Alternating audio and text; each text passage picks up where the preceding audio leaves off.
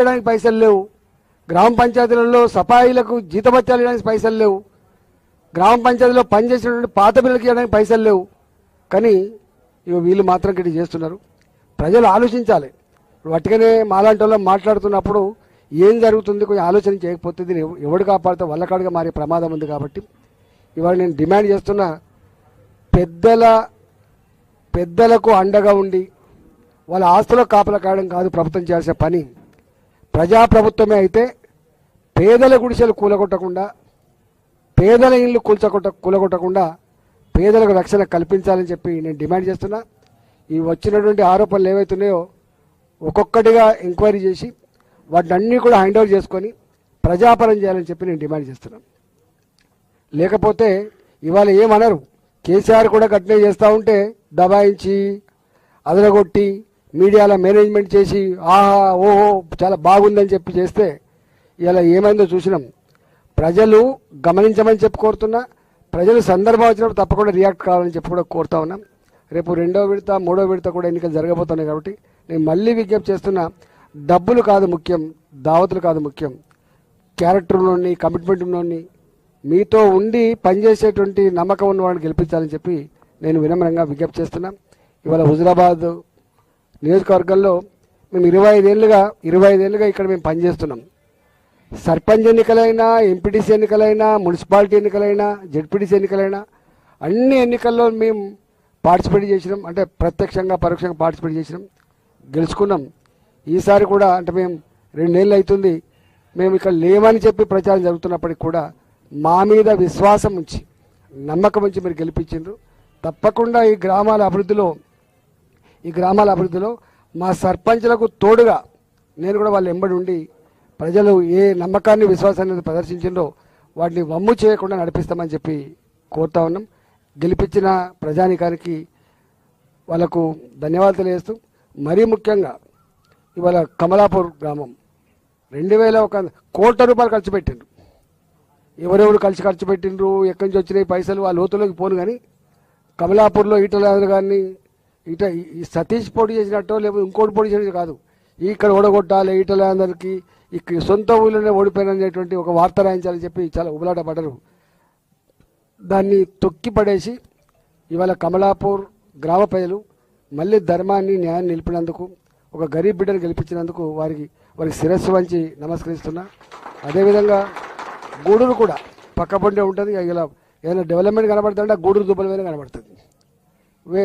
పిచ్చి కుక్క లెక్క మాట్లాడి కొంతమంది అయితే ఏం చేసిండ్రు ఈటల గారు, ఎట్లయింది ఈటల గారు.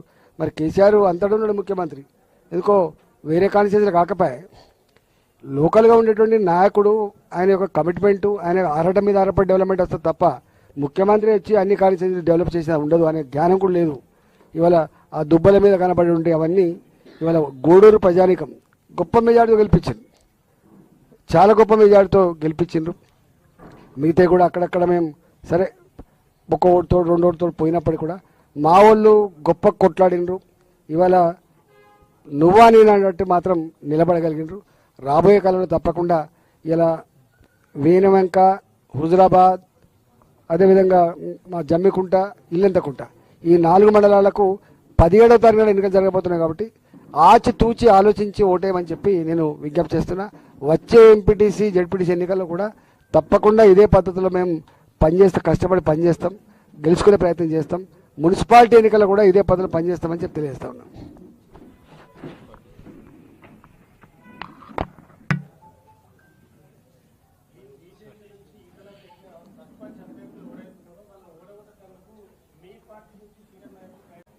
అటు ఇల్లంతకుంట, జమ్మికుంట మండలాలకు వెళ్తూ గెలిచినటువంటి మమ్మల్ని బీజేపీ పార్టీ సంబంధించినటువంటి సర్పంచ్ అభ్యర్థులను అభినందించేందుకోసం వచ్చినటువంటి మన ప్రియతమ నేత ఈటల రాజేందర్ గారికి స్వాగతం పలుకుతూ ఇక్కడ కమలాపూర్ నుంచి పబ్బు సతీష్ అయిన నేను, గూడూరు నుంచి బండి వనజ, శనిగరం నుంచి కొత్తపల్లి రాజు, గుండేట్ నుంచి మేకల రవి వాళ్ళ భార్య సుజాత, గూనిపర్తి నుంచి కరుణాకర్ రాధిక విజయం సాధించారు. వీరితో పాటుగా మన ఉప సర్పంచ్ అభ్యర్థులు కూడా అనేకం గెలుచుకోవడం జరిగింది, అనేక వార్డు సభ్యులను గెలుచుకోవడం జరిగింది. దీనికి సంబంధించి మాట్లాడాల్సిందిగా మన నేతను ఈటెల రాజేందర్ గారిని ఆహ్వానిస్తున్నారు.